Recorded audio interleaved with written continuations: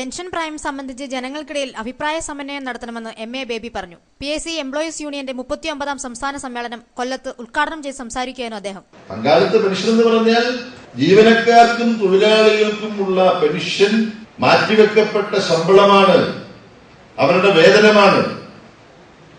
അത് നൽകാനുള്ള ഗവൺമെന്റിന്റെ ഉത്തരവാദിത്വത്തിൽ നിന്ന് കൈകഴുകി ഒഴിഞ്ഞിട്ട് ജീവനക്കാർ അവരുടെ വരുമാനത്തിന്റെ ഭാഗം തന്നെ അവരുടെ ഭാവി പെൻഷന് വേണ്ടി അവർ മാറ്റിവെക്കണം. ഗവൺമെന്റ് അതിന്റെ ഒരു ഭാഗം ഇടുമെന്ന് പറയുന്നു. പക്ഷെ പുതിയ സംസ്ഥാനത്തും ഇത് നടപ്പാക്കിയ സംസ്ഥാനങ്ങളിലൊന്നും ഗവൺമെന്റിന്റെ പങ്ക് അവർ ഇടുന്നില്ല. ഈ പണം എവിടെ പോകും? അത് ചൂഷക ശക്തികൾക്ക്, മൂലധന ശക്തികൾക്ക് ഇട്ട് പന്താടാൻ വേണ്ടി ഷെയർ മാർക്കറ്റിലേക്കാണ് പോകുന്നത്.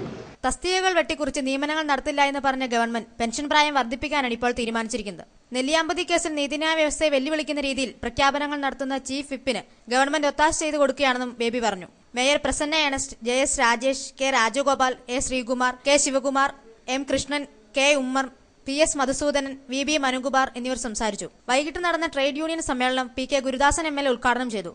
സമ്മേളനം ശനിയാഴ്ച സമാപിക്കും. ന്യൂസ് ബ്യൂറോ, കൊല്ലം.